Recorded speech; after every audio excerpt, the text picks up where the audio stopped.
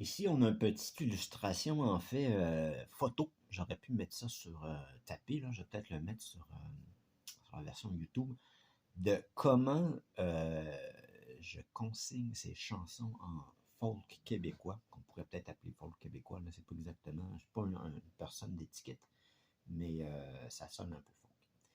Euh, et la raison pour laquelle j'ai créé un alphabet euh, qui est utile pour la langue québécoise, mais qui d'ailleurs aussi peut-être utile pour la langue acadienne, c'est que en fait notre alphabet puis notre jargon écrit est pas du tout phonétique.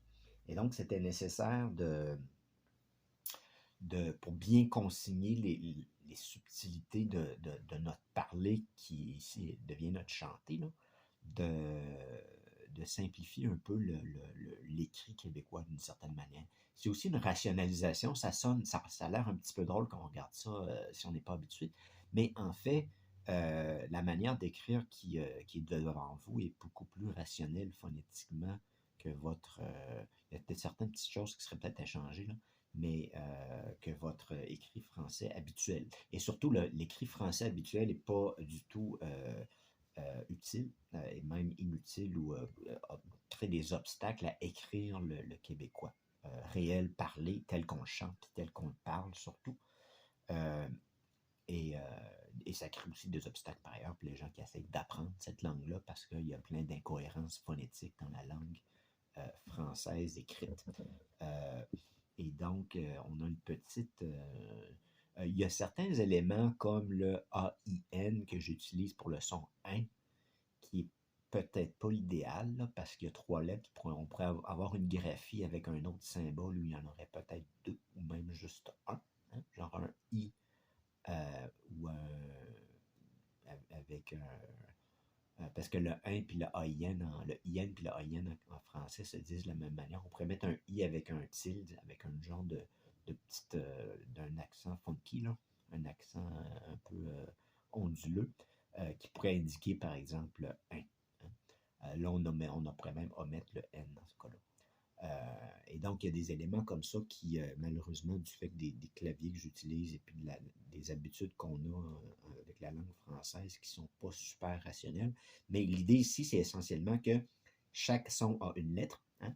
Donc, on ne peut pas mettre un C pour Camille, on va mettre un K. Et si c'est la lettre K et le son K, on va aussi mettre un K. Tandis qu'en français, ces deux lettres-là, ces deux graphies-là représentent un son. Hein?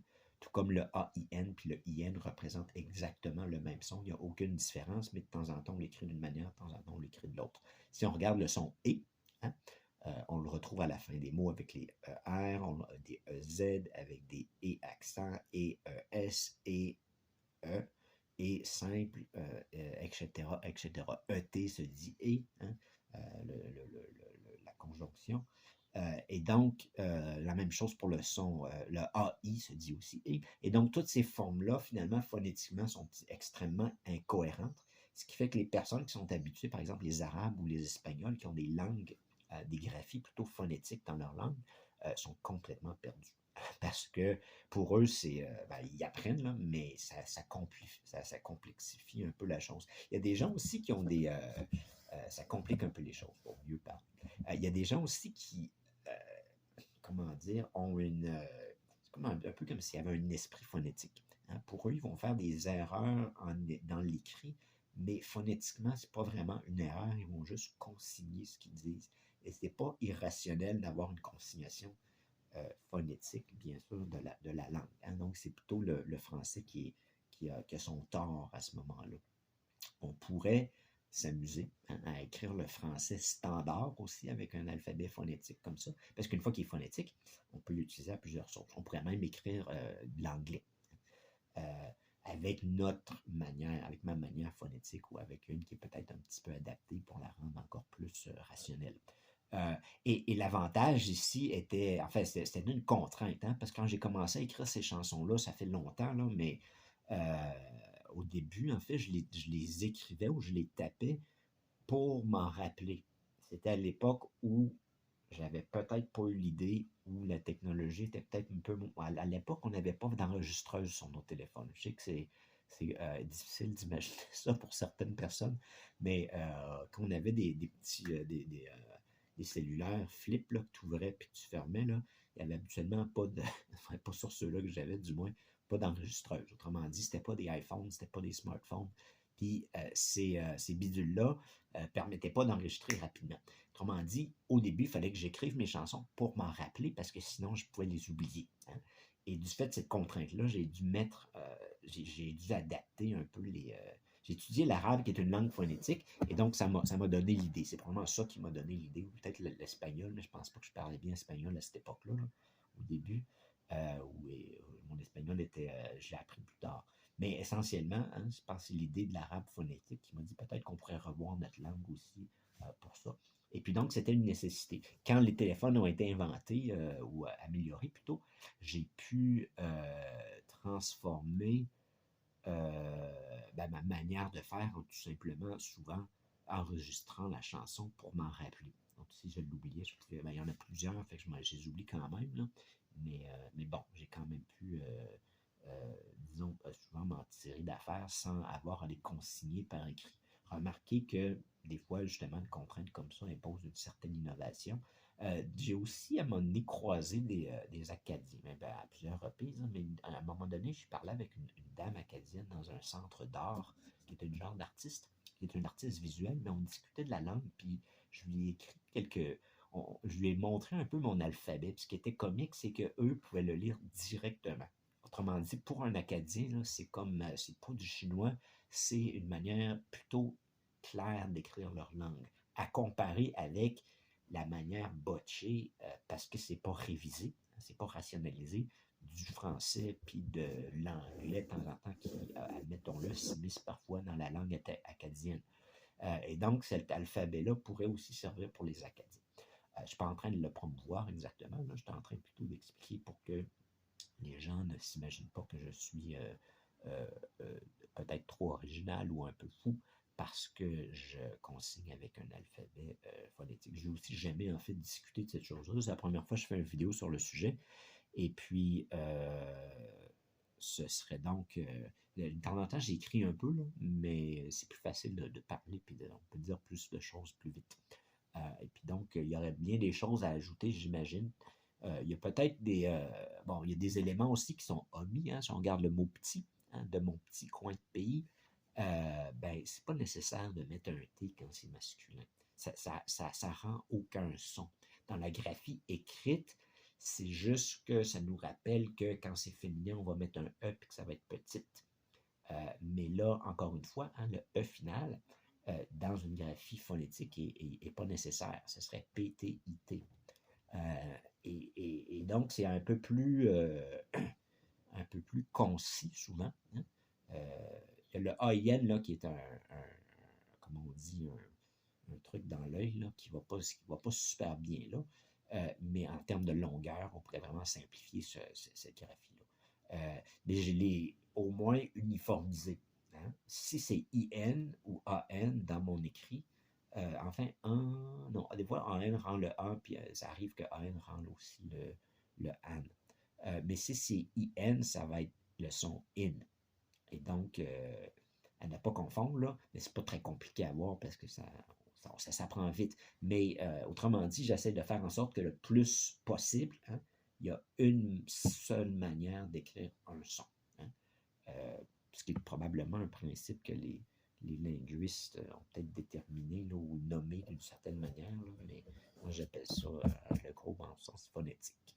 Ceci dit, je ne vais pas chanter cette chanson-là, mais je vais peut-être la commenter un tout petit peu. Là. C'est la dernière chanson en fait que j'ai écrite dans une série de 12 que j'ai écrites pour composer au fil des ans. Puis le gros du lot a été composé en 2022 de mémoire là, au camping chez Joanne, ce qui est essentiellement le petit coin que ma cousine utilise pour camper. C'est pas un vrai camping payant. Là.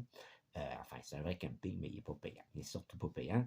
Puis il est très plaisant et très beau. Et à un moment donné, je passais un petit bout de temps là-bas en compagnie de ma cousine qui était occasionnellement sur les lieux.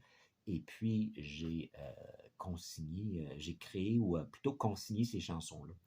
La plupart ont été composées plutôt. C'est à ce moment-là que je les ai composées. C'est pour ça qu'il y a une rivière sur la plupart des vidéos, là, parce que c'est la petite rivière du camping chez Joanne. La composition certaines datent de très longtemps, j'ai essayé de retracer l'année, plus ou moins, là. Mais la plupart datent en fait comme je disais, c'était 20 000, c'était 2022. Et là, j'étais dans un autre genre de camping, plutôt une ferme où je campais. Et il y avait la COVID et il y avait mon oncle Norbert, mon cher oncle Norbert, qui a décédé. Hein. Et j'avais pas pu me rendre. J'avais aussi un propriétaire, pas un propriétaire, mais plutôt un employeur qui était à l'hôpital. Et j'étais un peu son backup sur les lieux. Là. Autrement dit, lui et sa femme avaient plein d'autres choses à faire, puis je les ai aidés. C'était pas un bon moment pour quitter. Bien que j'aurais pu en principe, mais c'était vraiment, je les aurais un petit peu dompés. Là. Puis il y avait la COVID, puis je voulais pas, à cause de ça, retourner au Québec, puis ne pas pouvoir revenir au Nouveau-Brunswick. Dans mes circonstances, c'était pas un bon choix parce que les frontières étaient difficiles à traverser. Et donc je ne me suis pas rendu aux condoléances, mais j'ai bien pris le temps de penser, bien sûr, à tout le monde qui était rassemblé. Et à ce moment-là, j'ai composé une chanson pour mon oncle Norbert. Et après l'avoir fait, là, je me suis dit, tiens, je pourrais peut-être compléter aussi le portrait de la famille Poulain en entier.